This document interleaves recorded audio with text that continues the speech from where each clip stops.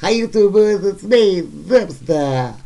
Okay, listen, I gotta tell you, it drives me crazy. I know you all go through this too. When you try to like return a private, like if somebody sends you a private message on YouTube, and you go down to the like type your return message, and then you hit send, and then you get that stupid 500 some kind of error. We have a team of monkeys working on your problem.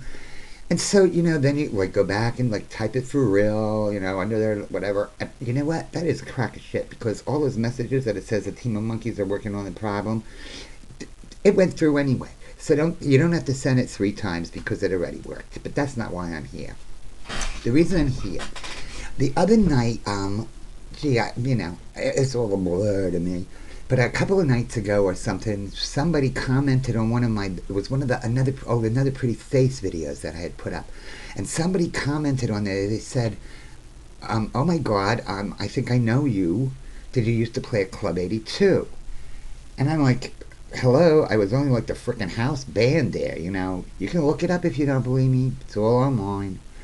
So I was just thinking back, and he was like, "Well, why don't you tell stories about Club 82? Because that place was like, that place was like the shit's end in New York in like 1972, 73, 74." So anyway, this is my Club 82 story. I'm never going to squeeze this into 3 minutes, so fasten your seatbelt, go get yourself a cocktail and maybe some popcorn. Anyway, so one night my band is playing at some club in, Northeast Jersey, and some dude comes up to us during the break, and his name was David Lee, and he told us that he was the booking agent for Club 82 in New York. Meanwhile, I'd like read about it in like magazines and stuff. I was like, oh my god, oh my god. And he was like, we heard a lot about you, so I wanted to come out and check you out. And if you want, you're invited back to the club after your gig tonight. And it's like, yeah, but we're like playing till 1:30. He's like, well, the club doesn't really open till 2 o'clock because it's a private club right now, so we stay open till 8 o'clock in the morning. And we're like, wow, this is so decadent. So like, well, the gig's over. We all got in the limo, and we went to New York. And it was just across a tunnel, no big deal. Like 20 minutes, and we're at Club 82. But at this point in time, like, because it was like a private club or an underground club, or I don't know what the hell you even call it, you couldn't even use the front entrance. So this place is in the basement, and it was like 82 2nd Street by the corner of like 2nd Avenue or something. So it's this basement thing, but we had to go like around a back alley and like a secret knock on the door, and then you walk through this weird labyrinth of hallways, and there are dressing rooms over here, and then there's like a little kitchen, and then you walk out into the club. And it wasn't a very big place. It held maybe 150 people. But it was like from another era. There were like fake palm trees over all the little banquettes and stuff. It was just fabulous. And I remember that first night we went in there, Elda and the Stilettos was playing. And one of Elda's backup girls was actually Debbie Harry, who later became, of course, Debbie Harry of Blondie fame. And so we stayed there till they closed at 8 o'clock in the morning. It was like, you know what? Yeah, we will totally play this club. So we started playing there once a week. We would for like at least a year. We were there once a week. Then it was sometimes in there it was twice a week, and then sometimes we'd go in on a weekend because it didn't really pay that much because it didn't hold that many people. So we were really making all our money in New Jersey playing clubs that held 2,000 people. You know what I'm saying? But like geez, some of my best memories of Club 82 are like, there's one night when I'm sitting back in the dressing room, and David Lee comes back in the dressing room and said, I just wanted to come back and check with you, but there's someone out front who would like to come back and talk with you.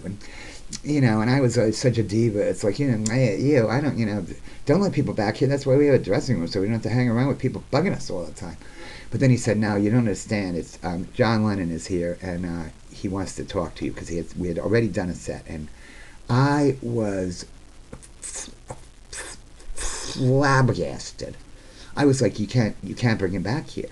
He's like, well, why? What are you, crazy? I said, you know what? I will puke right on his shoes. I'm getting sick just thinking about meeting him face to face. Of course, now I could kick myself in the fucking head because I had an opportunity to meet John Lennon, and I turned it down because I was such a pussy. But boy, that was just more emotionally than I could handle. I mean, John Lennon was my frickin' idol. The Beatles are the ones who ruined my whole life by getting me into music in the first place. I could have been like a famous, rich hairdresser by now, but no, I had to start a band, frickin' Beatles. So yeah, that was one night, and then there was another night. Well, this club, let me tell you how it was set up. Um, After a while, they got their license and opened to the public and all this stuff. But they had like all these really butch lesbians. Were like all the bartenders were really butch, like Tommy and Butchie and Michael, the doorman was this really butch lesbian, and they had been working there since the 20s because this place has been around since forever. It used to be like a speakeasy, and in the back they had pictures of all the stars that were there. I mean, you name it, Liz Taylor, Betty Davis. It was like where the stars hung out in New York in the old days. And so now the deal was like whoever was touring, if you were playing New York after your gig, you go to Club 82 at night because all the most bizarre and upcoming bands were happening there, and it was the New York Dolls and Elden and the Stilettos, Teenage Jesus and the Jerks, The Fast, Wayne County. Oh, what a trip he was! But anyway, this place was just like the place to go. I remember one night we get out on stage, and I'm looking and standing right at the bar because there was a bar right in front of the stage. Very weird setup. But I am looking and standing at the bar ordering a drink is frickin' Brian Ferry and Andy McKay from Roxy Music. I'm like, I was like a Roxy freak beyond belief. I'm like, oh my God, how am I supposed to do a set with frickin' Brian Ferry standing there? Then somebody said, oh, that's nothing. Robert Plant and Jimmy Page are sitting up at that back table back there. I'm like, oh my God, I can't even believe it.